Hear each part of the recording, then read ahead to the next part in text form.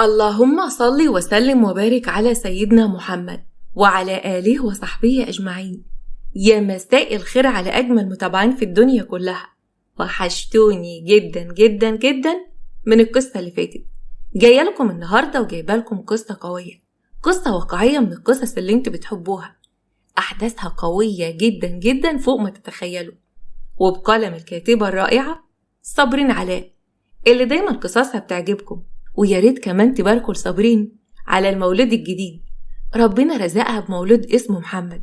ربنا يبارك لها فيه يا رب ويجعله خلفة صالحة ويكون بر بيها وبوالده. عايزاكم تدعوا لها كتير في التعليقات. صابرين بتقرا كل تعليقاتكم واكيد هتتبسط بها جدا. وما تنسوش كمان تجددوا الاشتراك في القناة علشان كل يوم توصلكم اشعارات بالحلقات الجديدة اللي بتنزل على كل قنوات حكايات هايدي. وقبل ما ابدأ الحلقة أتمنى منكم تدعوا لوالدتي بالرحمة وبالمغفرة وإن يجعل مأواها الجنة إن شاء الله. يلا بينا نبدأ.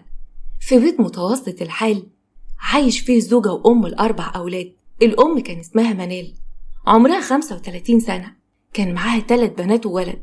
بنتها الكبيرة كان اسمها عبلة، عمرها 9 سنين، وندى كانت 8، وشهد كانت 7. أما بقى ابنها كان آخر العنقود واسمه زين، كان عمره 5 سنين. كانت نايمة هي وابنها في أوضة نومها. جوزها كان مسافر ومش بيجوا كل سنة غير شهر واحد بس. كانت دايما بتاخد زين في حضنها. زين كان أقرب حد لها في ولادها. كانت دايما تنام ال3 بنات في أوضتهم لكن زين في حضنها. صحت في يوم بدري زي كل يوم ولبست وجهزت وصحت ابنها بدلع: يلا يا زين، يلا يا زيزو، قوم بقى يا حبيب ماما، قوم بقى يا زين. ابنها فتح عينيه وابتدى يتمطع بكسل: صباح الخير يا ماما. يا صباح الفل يا قلب ماما. يلا يا حبيبي اصحى كده علشان نلبسك وتروح الحضانة. عقبال يا رب ما لبسك بإيديا وانت رايح الجامعة، ويوم فرحك كمان ألبسك بدلتك بإيدي. يا رب يا رب اشوفك متخرج كده ودكتور قد الدنيا.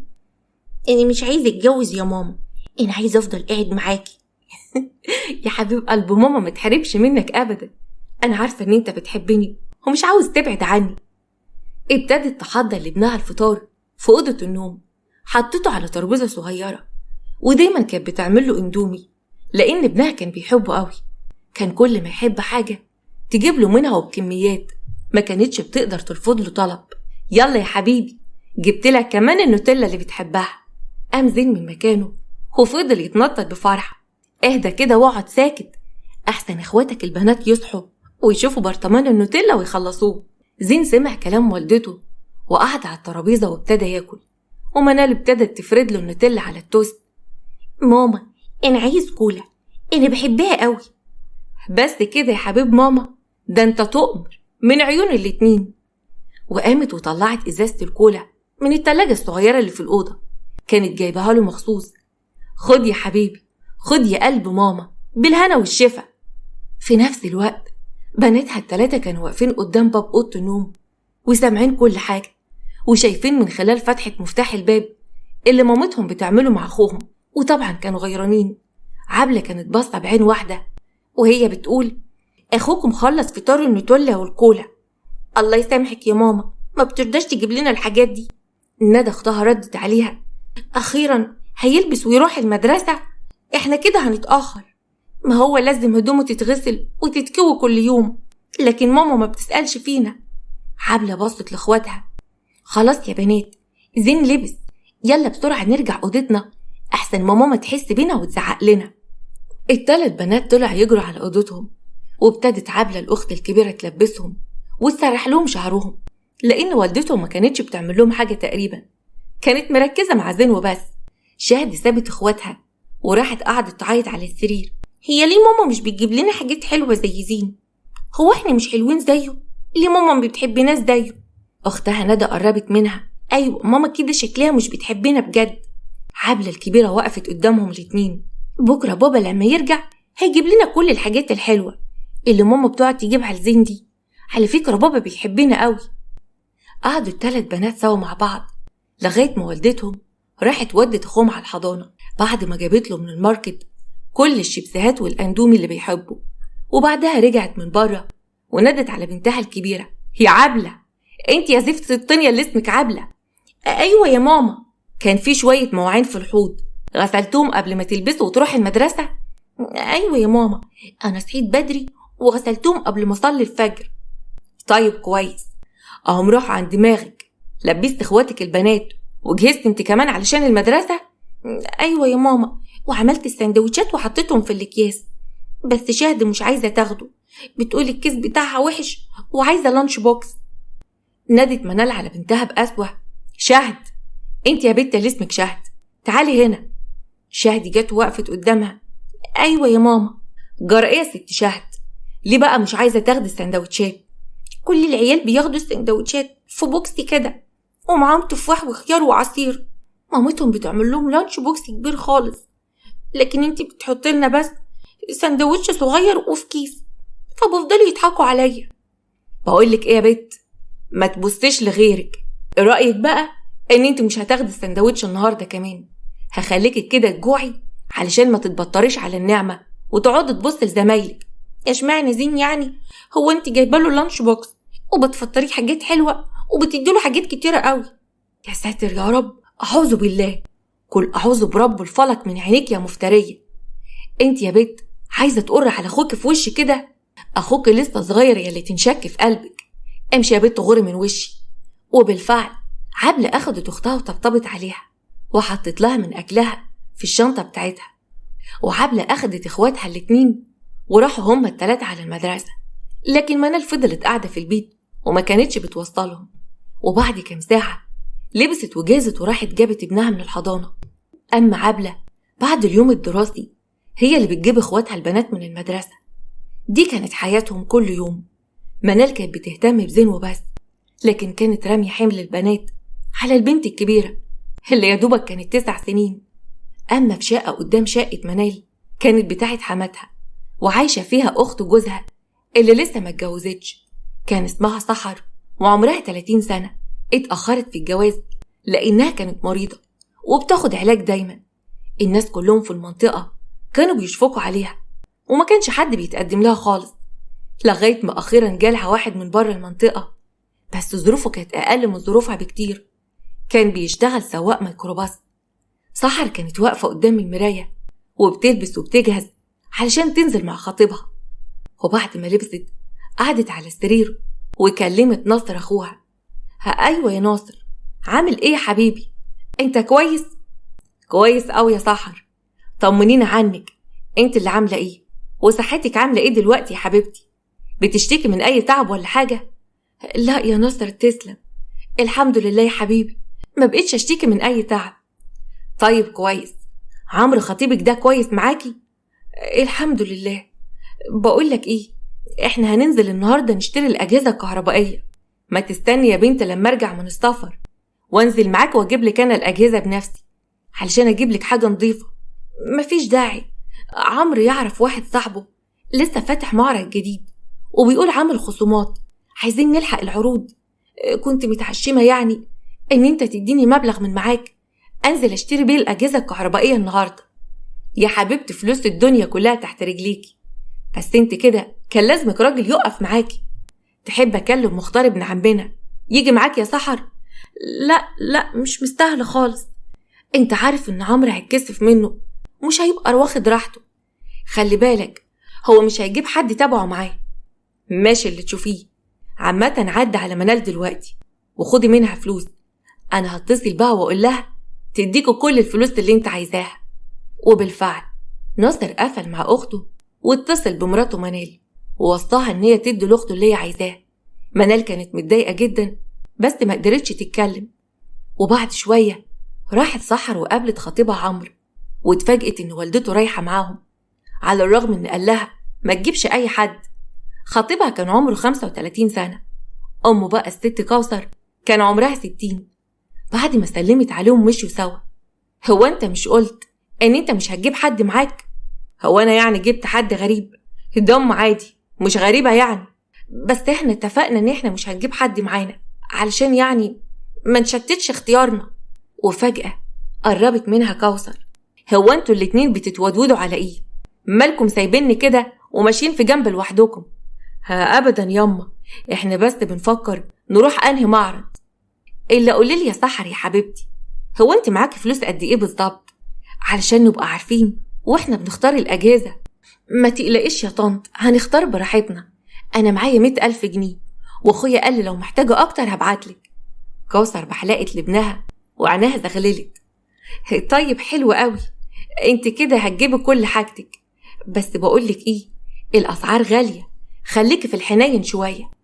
سحر ابتسمت بفرحة وبحسن نية راحت معاهم، ودخلوا معرض وابتدت العروسة تختار كل اللي نفسها فيه. وهم في المعرض سحر راحت وقفت على جنب واتصلت بابنها التاني مصطفى اللي كان أصغر من عمرو وخاطب هو كمان. أيوة يا واد يا مصطفى، انت فين دلوقتي؟ أنا في البيت قاعد ومستني منك إشارة علشان ننفذ اللي اتفقنا عليه. حلو قوي، نفذ يا حبيبي. اسمع، تنجز كده في السريع، أنا عايزة إن الحريق يبان طبيعي ومفيش وراه حاجة. خلي بالك من نفسك يا ولا، واوعى أي حاجة تتأذي، الحاجات دي لو اتأذت انت اللي هتروح في داهية. ماشي ياما، ما تخافيش، هو أنا يعني عيل صغير؟ أما في بيت منال كانت قاعدة هي وبناتها في الصالة ومشغلين التلفزيون. منال كالعادة كانت واخدة زين على حجرها وعمالة تأكله كل الحاجات اللي بيحبها، شيبس وأندومي، وكانت عمالة تدلع فيه. يا حبيب ماما كل بالهنا والشفا. قامت بنتها شهد، ما تجيبلي شوية أندومي، أنا بحبه قوي يا زين، وكمان نفسي في الشيبس ده. زين طلع لها لسانه، لا مش هتاخدي حاجة. منال اتعصبت، بس يا شهد ابعدي عن اخوك وبطلوا تبصله في لقمته، ما انت لسه متغدية من شوية، سيبيه بقى ياكل. ايه التفاصيل اللي فيك دي؟ عبلة كانت قاعدة وبتذاكر، ولما شافت الموقف ده، خلاص يا شهدي ما تزعليش، وبعدين الاندومي ده مش كويس خالص، ده كل الناس بيقول انه مش صحي وفي ناس بتموت بسببه. منال حضنت ابنها بخوف. اخص عليك يا بنت يا عبلة، فلا الله ولا فالك. جرى ايه يا بنت؟ هو انت هتفولي على اخوك في وشي؟ يا ماما انا مش بتمنى له حاجه وحشه، بس الناس كلها بتقول ان الاندومي ده مش كويس. انت ما سمعتيش عن الشاب اللي رجع بعد صلاه الفجر ومات وبعد ما طوره اتلاقى اكل اندومي كتير قوي؟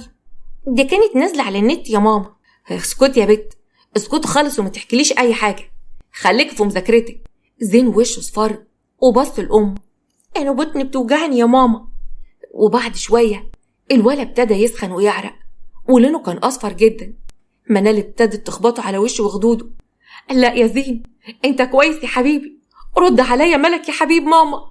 انت مالك يا ولا لونك اصفر كده؟ قعدت تحركه شمال ويمين وجابت له ميه ساقعه وابتدت تغسل له وشه علشان الولد يفوق، لكن الولد برضه ما كانش بيرد. يا حبيبي يا ابني، الواد حصل له ايه بس؟ الولد كان كويس وبياكل وبيضحك، انا لازم اخده على الدكتور، يا رب ما تضرني فيه ابدا يا رب. وقامت لبست واخدت ابنها وراحت على اقرب دكتور باطنه. وبعد ما الدكتور كشف على الولد وعمل تحاليل كتيره قوي واشعه، طلب منها تحاليل واشعه تانية بس تكون مقطعيه، وراحت على مستشفى كبيره وعملت له الحاجات اللي طلبها الدكتور، ورجعت بالنتيجه وهي قاعده في مكتب الدكتور وابنها كان على حجرها. طمني يا دكتور، التحاليل والاشعه دي فيها ايه؟ قولي لي يا مدام، ابنك الفترة الأخيرة كان بياكل أكل كتير من الشارع؟ يعني يا دكتور أهو زيه زي أي طفل، بيحب الشيبس والأندومي والحاجة الساقعة. بس ما تكمليش، انت شكلك بتأكليه أكل مش صحي خالص. ويا ترى بقى مين الشخص اللي بيحبه قوي وبيجيب له الحاجات دي كلها؟ تقصد إيه يا دكتور؟ هي الحاجات دي وحشة؟ الحاجات دي كارثة بتهدد المجتمع والبشرية كلها. أنا مش فاهم يا مدام، انت ازاي تأكلي لابنك الحاجات دي؟ ابنك يا مدام في السن ده للأسف عنده فشل كلوي، وبلا شك كل ده بسبب الأكل غير الصحي اللي بياكله. منال بصت للدكتور بخوف. يا لهوي، طب وبعدين؟ يعني ايه الولا كده الكليتين بتوعه باظوا؟ للأسف يا مدام، وحالته كمان متأخرة، ابنك هيحتاج عملية كبيرة قوي. طب مفيش دواء ينفع يا دكتور؟ أنا ممكن حتى أبيع هدومي، أبيع كل حاجة عندي، بس ابني يبقى كويس. ده ابن الحيل على 3 بنات يا دكتور، وجالي بعد شقة. ابنك مش هيحتاج لدواء، الأدوية والمسكنات مش هتفيد بأي حاجة. ابنك محتاج عملية للأسف لأنه حالته متأخرة، ولازم نعمل له عملية زرع كلى. أيوة يا دكتور، بس الواد لسه صغير قوي، هيتحمل عملية زي دي؟ العملية فعلا هتبقى صعبة، بس لازم نعمل المستحيل علشان ننقذ ابنك. بس ما تقلقيش، في أطفال كتير قوي عملوا العملية دي في سنه، والحمد لله العملية نجحت وكبروا واتجوزوا كمان. بس المشكلة عندنا في المتبرع، مش بالسهل أبدا إن نلاقي متبرع ويبقى كمان مناسب لابنك. طيب يا دكتور، وإذا أنا بقى لقيت المتبرع هتعمل العملية إمتى؟ المهم في المتبرع إن كليته تبقى مناسبة لابنك، فلازم إحنا كمان نعمله تحاليل، ولازم نتأكد إنه ما عندوش أي مرض. بقولك إيه يا دكتور، أنا عندي 3 بنات إخواته، بناته سلام وصحتهم حلوة قوي. أنا ممكن أجيب لك واحدة منهم تتبرع لأخوها، وصدقني الموضوع ده مش هيأثر عليها خالص. ما احنا ربنا خلقنا كل واحد عنده كليتين، ما يسيبش يعني لما ياخد كلية من واحدة من إخواته. مش هيأثر إزاي يا مدام؟ بنتك طفلة، هو ممنوع تعمل عملية زي كده. يا دكتور أرجوك يا دكتور، أن ابني هيروح مني. لا يا مدام، ما ينفعش أعمل حاجة زي كده. أنا لو عملت اللي انت بتقوليه ده هروح في 60 داهية، ده جريمة. يفضل بقى أن الطفل يفضل زي ما هو لغاية ما نشوف بقى متبرع. ممكن يبقى طفل عامل حادثة أو حاجة وأهله يوافقوا على موضوع التبرع. أرجوك يا دكتور، الموضوع ده هياخد وقت، وأنا ما عنديش صبيان غيره. أنا ممكن أفديه بحياته وعمره لو كليتي كانت تنفع ياخدها. إخواته البنات كمان غاليين عندي. البنت الكبيرة 9 سنين، أعتقد إن هي تتحمل العملية. هاخد بالي منها كويس قوي وهديلها الأدوية. بقولك إيه يا مدام، أنت مستعدة تتحملي مسؤولية العملية دي؟ أيوة طبعا، هتبقى على مسؤوليتي أنا. الدكتور سكت شوية.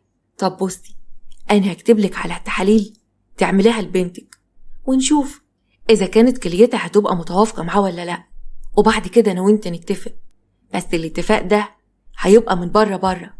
وبالفعل منال أخدت منه الحاجات اللي كتبها لها، وأول ما روحت أكلت ابنها أكل صحي، وادت له الدواء ونيمته، وأخدت بنتها الكبيرة وراحت على معمل تحاليل وأشعة، وعملت كل الحاجات اللي الدكتور طلبها. في نفس اليوم بعتت النتائج للدكتور، واطمنت إن كلية بنتها متوافقة تماما مع دين. أما في المعرض اللي كانت فيه سحر وخطيبها ووالدته، كانوا اختاروا كل الأجهزة الكهربائية.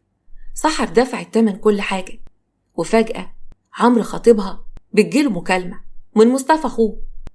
ألو، أيوة مصطفى. طيب انت عامل ايه؟ بقولك ايه يا عمرو، انت اشتريت الأجهزة الكهربائية ولا لسه؟ أيوة يا سيدي اشتريناها وكل حاجة تمام، وهندفع ونشيل على طول، وهنوديهم على الشقة. سيب كل حاجة دلوقتي وتعالى بسرعة، الشقة اللي انت هتتجوز فيها بتولع بالفرش اللي فيها كله. عمرو اتفاجئ وابتدى يعلي صوته. ايه الكلام اللي انت بتقوله ده يا مصطفى؟ شقة مين اللي بتولع؟ سحر قربت من خطيبها وبصت له بخوف. في ايه يا عمرو؟ هو ايه اللي حصل؟ كوثر كمان قربت من ابنها. شقة مين يا ولا اللي بتولع؟ يا ساتر يا رب. عمرو قفل مع اخوه، بص لوالدته ولسحر. شقتنا انا وسحر ياما، الشقة اللي فرشناها وهنتجوز فيها ولعت بكل الفرش. انا لازم امشي دلوقتي. وعمرو اخد امه خطيبته وراح على الشارع بتاعهم، وهم واقفين في الشارع شافوا فعلا ان الشقة فيها حريق. صدمتهم كانت كبيرة قوي. سحر حست بكسرة، كانت زعلانة وحزينة على حالها، نزلت على ركبتها وهي في الشارع. ليه كده بس يا ربي؟ ده الحاجات اللي في الشقة دي أنا جايباها بدم قلبي، ده أنا محوشاها بفلوس كنت بحوش فيها طول العمر. ليه شقتي تتحرق والفرحة اللي بستناها طول العمر تروح مني؟ حماتها قربت منها وطبطبت عليها. معلش يا سحر يا بنتي، معلش يا ضنايا، ربنا يعوضك عن حاجتك اللي اتحرقت، وربنا يعوض عليك انت كمان يا ابني. انت ياما شقيت وتعبت على ما قدرت تشتري الشقة دي. هنعمل ايه بقى دلوقتي؟ ربنا يعوض عليكم. انا مش عارف ليه بيحصل فينا كده بس ياما. اعمل ايه دلوقتي؟ اجيب منين تاني علشان الحق اتجوز في الميعاد؟ اسرق يعني؟ انا خلاص كرهت دنيتي، انا حاسس ان عمري ما هتجوز ولا هفرح. وجوم المطافي، وسحر كانت عايزة تطلع وتشوف الفرش اللي اختارته والحاجات اللي اشتريتها اللي كانت محروقة. كان عندها أمل إن تلاقي حاجة سليمة، لكن حماتها قربت منها. يا بنت ما تطلعيش، بقولك إيه، تعالي معايا لأن حالتك صعبة قوي. اقعدي في شقتي لما أعمل لك ليموناتة تشربوه يا بنتي علشان حالتك تبقى هادية شوية. وأخدت خطيبة ابنها على شقتها وقدمت لها أكل بسيط وجابت لها كمان عصير ليمون، وبعدها غمزت لابنها علشان يمشي وقعدت مع سحر لوحدها. احنا لو استنينا لما خطيبك يدخل جمعيات ويجيب شقة تانية ويفرشها هيبقى قدامكم يجي 3 سنين يا سحر، مش كده برضو؟ انت خطيبك أرزقه على باب الله وشغال على حتة ميكروباص، يا ريته كمان بتاعه، لا ده بيشتغل عليه كده وباخد أجرته. انت لازم يا سحر تساعديه وتوقفوا جنبه. اقف جنبه ازاي بس يا طنط؟ انا مش فاهمة حاجة. هفهمك. 100,000 جنيه بتوع الأجهزة الكهربائية اللي اخترناهم، بما إننا لسه ما شلناش الأجهزة يبقى خلاص ناخد الفلوس دي ونجيب بهم فرش مكان اللي اتحرق، وواحدة واحدة تجيبوا الأجهزة وانتم متجوزين. بعد ما تتجوزوا هاتوا حاجة حاجة. أيوة بس أخويا ناصر لو عرف مش هيوافق أبدا. مش لازم تقولي لأخوكي، أنا كمان شايفة إن مفيش داعي إن انت وابني تأجروا شقة. انت عندك شقة أمك وأبوكي، بدل ما تتقفل كده بعد جوازك تاخدي بحيث أخوكي وتتجوزي في الشقة اللي قصاده. أنا عن نفسي ما يهمنيش ابني يبقى قاعد فين، المهم سعادته مع البنت اللي بيحبها. لم شملكم على خير وتسطري يا بنت واتجوزي، انت خلاص عديت 30. سحر ابتدت تفكر في كلام حماتها، كانت حيرانة ومش عارفة تعمل ايه. وبعد شوية روحت على شقتها. كوثر قعدت مع ولادها الاتنين مصطفى وعمرو. عمرو بص لمصطفى، ايه يا عم، ايه منظر الشقة ده انت طلعت جبروت، هو انت ولعت في الشقة بجد وخليتها فحمة ولا ايه؟ مصطفى بصله، يا عم هي كانت شقة ابونا، ده شقة ايجار، المهم الفرش بتاعك كله بخير ووديته على شقتي اللي هتجوز فيها، اللي اتحرق شوية كراتين وزبالة قديمة كده. كوثر قعدت تضحك ربنا يسعدكم يا ولاد وتبقوا كده دايما ايديكم في ايدين بعض. الاخين ضحكوا وكوثر كملت كلامها، وانت يا عمرو سيطر على خطيبتك ولازم تقنعها ان انت تتجوز في شقة ابوها وامها، ده شقتهم في منطقة حلوة قوي. 100,000 جنيه اللي معاها اشتروا بهم الفرش، حتى مش مشكلة يعني تشتري أجهزة كهربائية جديدة، ما أكيد عندها في شقتها. ما تقلقيش ياما، سحر بتحبني وبتموت فيا، مستحيل ترفض لي طلب، ده غير بقى ان هي مستعجلة على الجواز، اكمل سنها كبر. اللي حصل النهاردة قدام عينيها هيخليها تقبل بأي حاجة علشان تتجوز وتتستر زي بقية البنات. أما عند منال بعد كام يوم أخدت بنتها عبلة وابنها زين وراحت على المستشفى وقابلت الدكتور اللي ما عندوش ضمير اللي جاهز زين وعبلة للعملية. العملية دي كانت ضد القانون، لكن الدكتور قرر يعملها لما منال اديت له مبلغ كبير قوي، وقرر في اليوم ده ان يفضي المستشفى تماما وما يبقاش موجود حد في الدور. اول ما عبلة لبست هدوم العملية، ماما هو انا لابسة كده ليه؟ انا داخلة فين؟ انا مش فاهمة حاجة. منال قربت من بنتها، بصي يا عبلة يا حبيبتي، انت عارفة انا بحبك قد ايه، انت مش بنتي، ده انت صاحبتي واختي، انت النهاردة هتبقي بطلة وهتنقذ اخوكي، اصل اخوكي تعبان قوي، اخوكي كان ممكن يموت لكن انت اللي هتنقذيه. مش فاهمة يا ماما، هنقذه ازاي؟ هتعملي عملية صغيرة، هياخدوا منك حاجة صغننة كده هيحطها في بطن اخوكي، هيعيش وهيبقى كويس، وانت كمان هتبقي زي الفل. اخوك لما يكبر هقوله ان انت ضحيت علشانه، هيحبك قوي وهيبقى سندك وظهرك. بس انا خايفة يا ماما، انا خايفة لموت. تموتي ايه بس يا بنت، ده عملية سهلة قوي، ولا هتموتي ولا حاجة، ده انت نور عينيا، ده انا ما اقدرش اعيش من غيرك، انت بس هتساعد اخوك الوحيد، خليه يخف. الموضوع ده لازم يبقى سر، ما ينفعش ابوك يعرف عنه ابدا، حتى لما يرجع من السفر اوعي تقوليله، انت كبرت خلاص وهتحافظ على السر. عبلة هزت راسها، مش يا ماما، مش هقول لبابا حاجة. وبعدها الدكتور اللي ما عندوش ضمير دخل العيلين اوضه العمليات.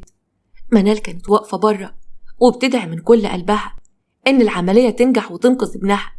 وعدت ساعات وخرج الدكتور، ومنال جريت عليه وقالت له بلهفة، طمني يا دكتور، ايه اخبار العملية؟ ابن عامل ايه دلوقتي؟ الدكتور استغرب إن هي بتسأل عن ابنها بس وما سألتش عن البنت. المفروض يا مدام تبقى عايزة تطمني على ولادك الاتنين، ولا البنت مش هماكي؟ لا طبعا همان يا دكتور، بس زين يعني منه صغير، وانت بتقولي يعني ان صحته كانت متدهورة وان المناعة بتاعته ضعيفة، فقلت اسألك الأول عليه وبعد كده اسألك على عبلة. المهم هم عاملين ايه دلوقتي؟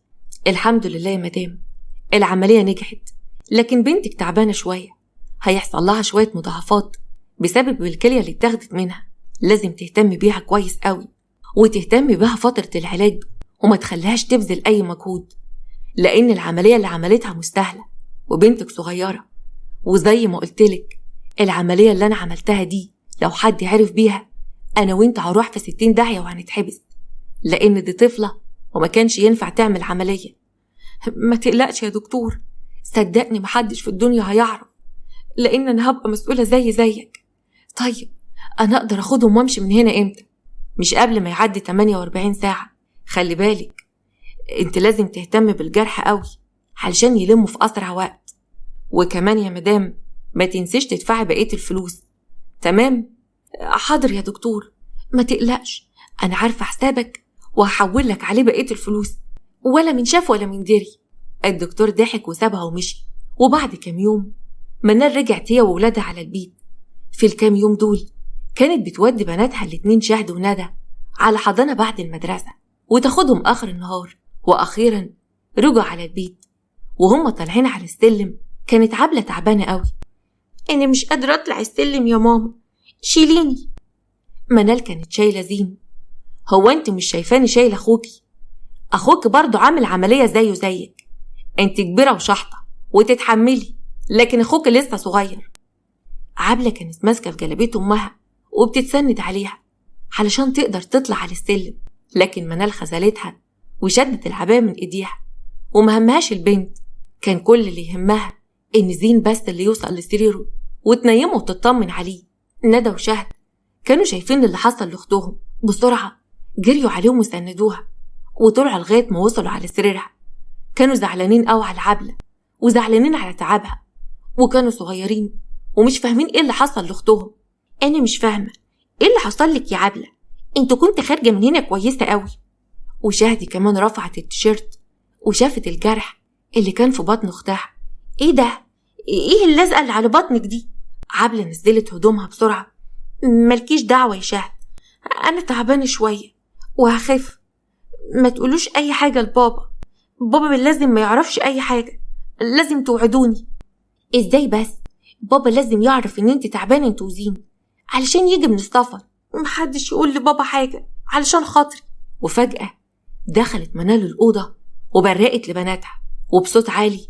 ايه ده؟ ايه الكلام اللي انتوا بتقولوه ده؟ مش اختكم قالت ان محدش يقول حاجة لبابا؟ انتوا الاتنين بتجادلوا معاها ليه؟ وبعدين باباكم لو عرف ممكن يحصل له حاجة وهو في الغربة. انتوا عايزين باباكم يموت ولا ايه؟ حتى لما ابوكم يرجع حستك عينك انت وهي واحدة فيكم تجيب سيرة عن اللي حصل. ما تقولوش ان زين او اختكم كانت تعبانة، فاهمين ولا لا؟ حتى عمتكم سحر ممنوع تعرف اي حاجة. ودلوقتي قوموا يلا البسوا علشان هنروح نقعد عند امه في طنطا لغاية ما عبلة وزين يخفوا. لازم نمشي بالليل قبل ما عمتكم تصحى الصبح وتشوفنا. قوموا يلا جهزوا شنطكم. بس انا تعبانة يا ماما ومش هقدر اروح حتة، خلينا هنا النهاردة. قومي يا عبلة، وما تخافيش يا اختي، انا هاخد تاكسي مكيف مش هتحس بأي حاجة، المهم نمشي بسرعة. وأجبرت بناتها إن يلبسوا ويجهزوا شنطهم علشان تمشي قبل ما عمتهم سحر تشوفهم وتكتشف المصيبة اللي هي عملتها. في الوقت ده سحر كانت قاعدة في شقتها وتايهة في حبل أفكارها وبتفكر في كلام حماتها ومش عارفة تتصرف إزاي. كانت قاعدة في أوضتها الضلمة وهي بتكلم نفسها. ليه حظ كده بس يا ربي، بعد ما حسيت إن الدنيا ضحكت لي وإنها هتجوز، بعد ما اتعذبت سنين كتيرة أوي في المرض وصبرت، قلت خلاص إن أنا هتجوز وأفرح، يبقى يوم ما أحس إن الفرحة قربت الفرش بتاعي كله يتحرق. طب وبعدين أعمل زي ما حماتي بتقول؟ ويا ترى أخويا هيصبر على عمرو لغاية ما يجيب فرش جديد وشقة لو أنا رفضت؟ أتصرف إزاي بس؟ والفلوس اللي معايا أجيب بها فرش وخلاص زي ما حماتي بتقول؟ وبعد شوية وصلت منال عند بيت والدتها الست هدى اللي كان عمرها 60 سنة. كانت عايشة لوحدها بعد ما جوزت كل ولادها. كانت مستغربة قوي إن منال رايحة لها نص الليل ومعاها ال4 عيال. بعد ما الأولاد كلهم ناموا، منال قعدت مع مامتها في البلكونة وابتدت تحكي لها عن كل اللي حصل. هدى حطت ايدها على صدرها. يا لهوي، انت اتجننت يا بنت، ازاي تعملي في بنتك كده؟ والدكتور المجرم ده ازاي وافق ان يعمل لها عملية؟ ماما، انا كان لازم اعمل كده علشان انقذ ابني. انت كنت عايزاني اضحي بالواد اللي حيلتي، الواد اللي خلفته بعد سنين كتيرة قوي من الحرمان. وهو يعني مين اللي كان عمل في ابنك كده؟ مش انت اللي كنت بتسمعوا كلامه في كل حاجة. كنت بتأكليه أكل مش صحي، كل مواد حافظة. وياما حذرتك قبل كده، قلتلك يا بنتي ما تسمعيش كلام الولد في كل اللي يطلبه، لكن انت كنت معتقدة ان انت كده بتعملي الصح. انت اللي أذيت ابنك بإيديكي، وفي الآخر أذيتي بنتك الكبيرة كمان. أعمل ايه بس يا ماما؟ أنا ما أقدرش أرفض لابني طلب، وفي نفس الوقت خفت عليه، خفت يحصل له حاجة، فكان لازم العملية دي تتعمل في أسرع وقت، وأنا كمان ما كانش ينفع أعمل العملية. استغفر الله العظيم يا رب. يعني انت كده بتحب عيالك؟ انت ضريت ابنك على فكرة، وبنتك العيلة دي ذنبها ايه؟ ليه تاخدي منها كليتها وهي لسه صغيرة؟ انت كده ظلمت بنتك قوي. وانا اعمل ايه بس يا ماما؟ ما انا كان لازم اعمل كده. وبعدين بنتي هتبقى زي الفل، وصحتها هتبقى كويسة، هتبقى زي القردة وهتعيش. انا جيت هنا بس علشان يعني سحر ما تاخدش بالها، لان ممكن تكشفنا وراح في 60 داهية. المهم انا عايزاك تهتم بعبلة، وانا هنام جنب زين واهتم بيه. وقامت منال وراحت نامت جنب ابنها اللي كانت بتهتم بيه ليل ونهار. اوقات حرارتهم كانت بتعلى، كانت بتسهر جنب زين تعمل له كمادات، واول ما يصحى من النوم تديله اكل صحي، ومنعت عنه الاكل المضر خالص.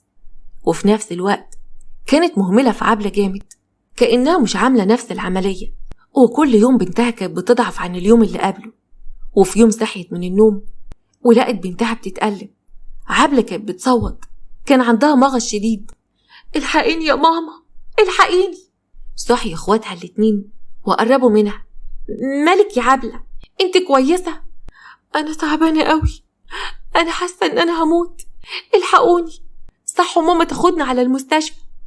شهد قامت بسرعة ونادت على مامتها اللي كانت وقتها قاعدة جنب زين وبيتفرجوا على ألعاب في التابلت وبتحاول تضحكوا وتفرحوا.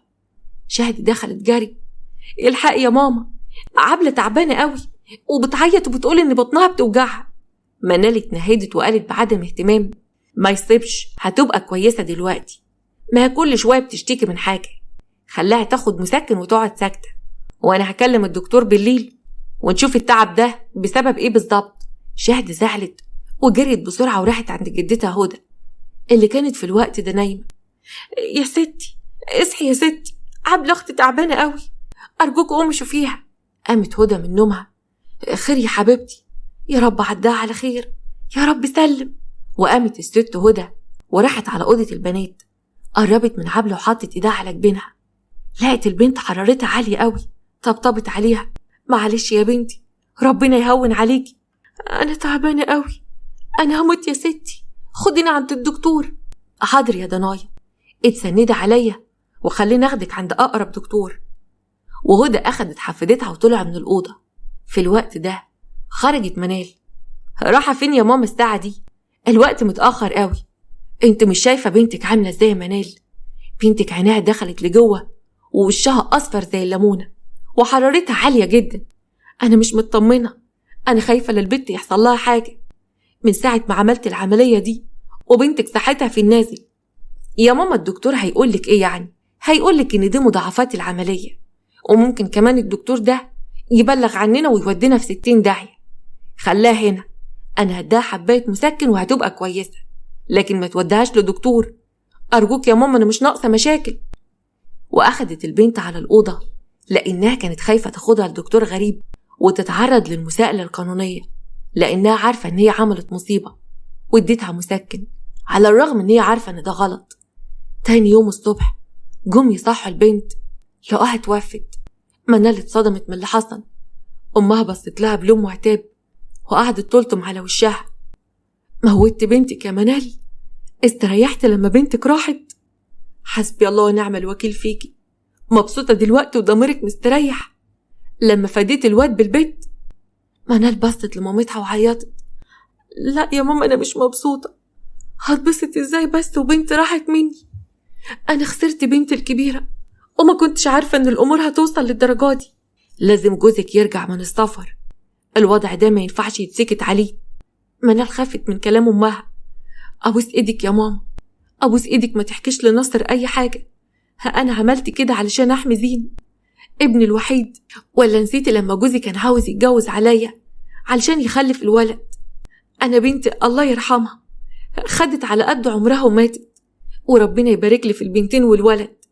خلاص بقى يا ماما، أرجوكي ما تحكيش أي حاجة عن الموضوع ده، وجوزي مش لازم يعرف حاجة. هتخبى على جوزك لغاية إمتى؟ مستر السر هينكشف، وساعتها بقى قول على نفسك يا رحمن يا رحيم. أنا فوضت أمر لله، منك لله يا شيخة. أنا مش هقدر أذيكي لأنك مهما كان بنتي. وسابتها أمها ومشيت. عند سحر بعد ما فكرت كتير قوي قررت تسمع كلام حماتها، وبالفلوس اللي معاها تشتري أوضة نوم وتشطب الشقة بتاعت باباها وأمها وتتجوز فيها. واستغلت غياب منال وعيالها وجابت النقاش وبدأت تظبط في الشقة، واشترت ببقية الفلوس الفرش من غير ما تعرف أخوها. في اليوم اللي جابت فيه الفرش كانت واقفة هي وحماتها وخطيبها في الشقة، وكانوا فرحانين قوي. بسم الله ما شاء الله، ربنا يزيدك يا بنتي. الشقة بتاعتك واسعة وحلوة وكمان في مكان راقي. مبروك عليكم يا حبايبي، تتهنوا فيها وتملها صبيان وبنات. الله يخليك ياما، أنا بحمد ربنا إن كرمني بواحدة زي سحر. أنا مش عارف لولاك يا سحر كنت عملتي إيه بس. سحر ابتسمت وبصت لخطيبها. أكيد ما كنتش هتتجوز، بس انت على وعدك معايا يا عمرو، هتجيب الأجهزة الكهربائية بعد الجواز واحدة واحدة. طبعا يا حبيبتي، احنا بس نمشي نفسنا بالأجهزة بتاعت الست والدتك لغاية ما ربنا يوسعها علينا. واحدة واحدة هجيب لك كل اللي نفسك فيه. وفجأة دخل ناصر أخوه واتصدم واتفاجئ من اللي شافه، شكل الشقة والفرش، وبص لأخته باستغراب. ايه اللي أنا شايفه ده؟ هو ايه اللي بيحصل من ورا ظهري؟ سحر ارتبكت أول ما شافت أخوها، ما كانتش عارفة تقوله ايه. ناصر، حمد لله على السلامة يا حبيبي. كوثر هي وابنها قرروا ينسحبوا في اللحظة دي. حمد لله على السلامة يا ابني، نورت مصر كلها. شكلك تعبان ومرهق وعايز تستريح. هنسيبك دلوقتي وهنبقى نيجي نزورك إن شاء الله. يلا يا عمرو يا ابني، انت نسيت المفاتيح تحت في الميكروباص. يلا يا حبيبي احسن ما حد ياخده. واخدت ابنها ومشيت. وبعد ما مشيوا بص لاخته. ايه التغييرات اللي في الشقة دي؟ وايه الفرش الجديد ده؟ انا مش فاهم حاجة يا سحر. اتوترت جدا وقعدت تفرك في ايديها، ما كانتش عارفة تقول ايه لاخوها. بصيت له بحنية. بص يا ناصر، انا عارفة ان انت اخويا وبتحبي لي الخير. احنا حصل معانا حاجة صعبة قوي، مرضتش احكي لك علشان انت كنت في غربة. انا الشقة بتاعتي ولعت بالفرش اللي فيها يوم ما روحنا نشتري الاجهزة الكهربائية. كل الحاجات اللي فيها بقت رماد. عمرو ما كانش عارف يعمل ايه. فكرنا سوا ولقينا ان احنا نعيش هنا بدل الشقة ما تتقفل، ونشتري الفرش بالفلوس بتاعت الاجهزة اللي اخدتها منك. وانت بقى اخدت القرار ده لوحدك من غير ما تشوري ولا تقولي كأني ملكش رجالة؟ ما انا كنت هقولك، بس الموضوع كله جه بسرعة. حقك عليا يا اخويا، ما تزعلش مني. يعني انا جاي زعلان ومزاجي متعكر بسبب اللي حصل لبنتي من غير ما اعرف ايه السبب، وفاكرك ان انت عارفة. اتاريكي مشغولة بتشطيب الشقة اللي هتتجوزي فيها. ايه اللي حصل؟ هي بنتك حصل لها ايه؟ بنت عبلة توفت فجأة. ايه؟ اتوفت ازاي؟ انا معرفش اي حاجة. مراتك اخدت العيال ومشيت كده، وحتى ما قالتليش ان هي ماشية. انا كمان مش فاهم اي حاجة. عامة انا هسافر دلوقتي على طنطا. طيب استنى، انا هلبس واجي معاك. ولبست اسود وراحت مع اخوها، وهناك اتفاجئوا ان البنت اتدفنت والعزا اتعمل. ناصر اتضايق جدا من الحركة دي، كان نفسه يشوف بنته ويودعها، لكن منال اتعاملت بذكاء وخافت ان جوزها يكشف الحقيقة. كانت منهارة وزعلانة، وناصر ما كانش عارف يتكلم. وبعد كام يوم رجعوا كلهم على القاهرة. البنتين ندى وشهد طول الوقت كانوا خايفين من مامتهم، نظراتهم ليها كلها لوم وعتاب، هم عارفين ان هي السبب في اللي حصل لاختهم الكبيرة. اما زين بقى كويس وصحته كويسة لدرجة ان والده ملاحظش ان ممكن يبقى عامل عملية. وفي يوم ناصر ومنال كانوا واقفين في اوضه النوم. انا برضو مش فاهم ازاي البنت توفت فجأة، وازاي تدفنيها من غير ما ابقى موجود. ما انا بعد ما كلمتك وقلت لك على اللي حصل خفت ان انت تتأخر، وبعدين قلت يعني ان ممكن ما يدولكش اجازة بسرعة. اخواتي اقترحوا عليا ان احنا ندفنها على طول اكرام الميت دفنه، فتحنا مقابر عيلتنا ودفناها. انا كان نفسي اشوف بنت وودعها. انت كنت عارفة ان عبلة اغلى واحدة عندي في البنات، ده بنتنا البكرية. بنتك كانت زي الملاك وما فيهاش حاجة، حتى دكتور الصحة لما كشف عليها قال ان الوفاة طبيعية وان البنت ما كانتش تعبانة ولا حاجة. عبلة بالنسبة لي كانت اختي وصاحبتي وكل حاجة في الدنيا. الله يرحمك يا عبلة. وجابت برواز في صورتها وحضنته وفضلت تعيط، كل ده علشان تصعب على جوزها، وفعلا صعبت عليه واخدها في حضنه وفضل يطبطب عليها. ومرت الايام واتنسيت عبلة المسكينة، وقرر ناصر انه ما يسافرش تاني ويرجع شغله القديم اللي في القاهرة علشان يقضي وقت طويل مع اولاده. لما اكتشف ان العمر قصير والموت بيجي فجأة كان خايف ان يتحرم من ولاده في لحظة، وبرضه ما كانش مستريح لخطيب سحر اخته، كان عاوز يحماها منه.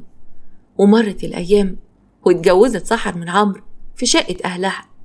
وفي يوم الدخلة بعد ما دخلوا شقتهم كان ناصر واقف قدامهم. عمرو بصله: منور يا ابو نسب، انت هتنورنا وتتعشى معانا هنا النهارده. انت عارف بقى عشا العرسان دم عاملنا عشا حلو قوي. انا مش جاي علشان اتعشى او ارخم عليكم يا عمرو، انا مش هبقى عزول، انا جاي علشان ابارك لاختي وانقطها. عمرو عينيه لمعت اول ما سمع كلمة النقطة، وكان كل اللي يهمه يعرف ناصر هيدي ايه لاخته. ناصر طلع من جيبه علبة قطيفة وطلع منها غوشتين دهب، كانوا تقال جدا، كل غويشة فيهم كانت تعدي 100,000 جنيه.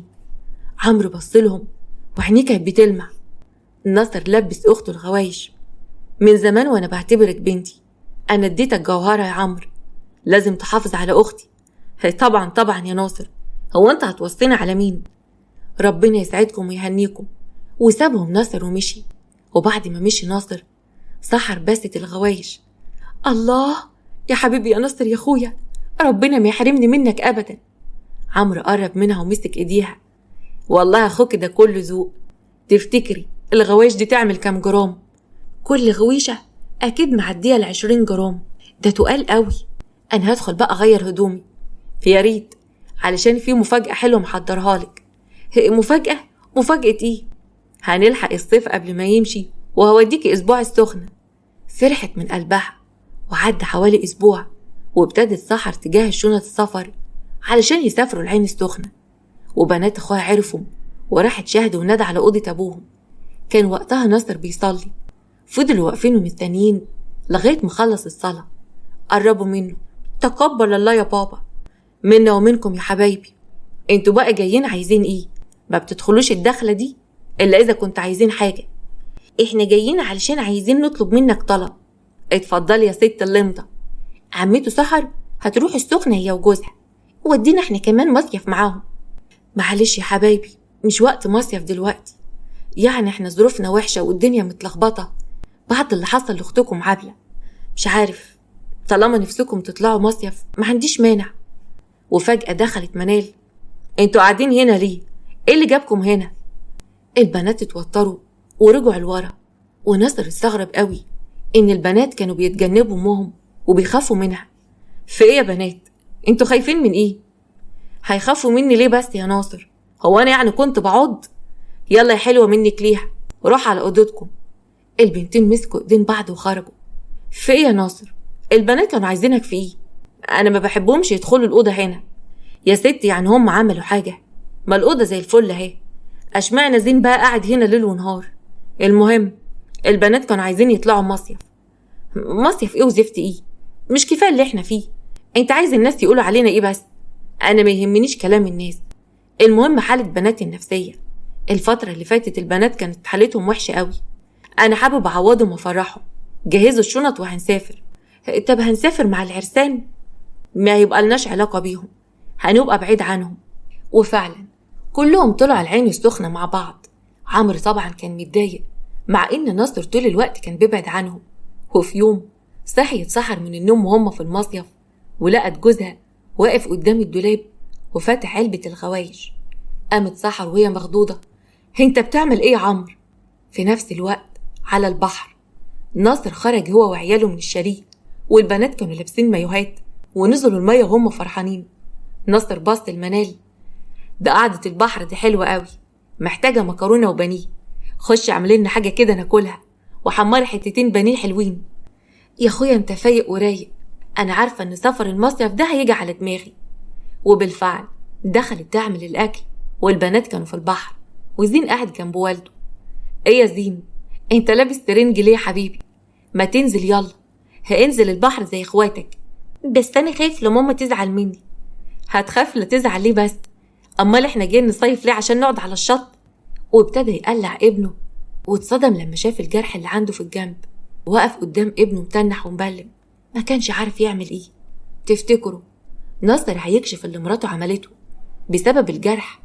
ومنال هتقول له ايه؟ وهتقدر تبرر اللي عملته ازاي؟ وان هي كانت السبب في اللي حصل لبنتها؟ وسحر هتتصرف ازاي مع جوزها بعد ما لقيته ماسك الغوايش؟ تفتكروا عمرو هيسرقها ويهرب، ولا ايه اللي هيحصل؟ مفاجآت كتيرة مستنيانا الحلقة الجاية، اللي هتكون الحلقة الأخيرة. علشان كده ياريت محدش يتأخر، واشوفكم بكرة على خير في الحلقة الأخيرة إن شاء الله.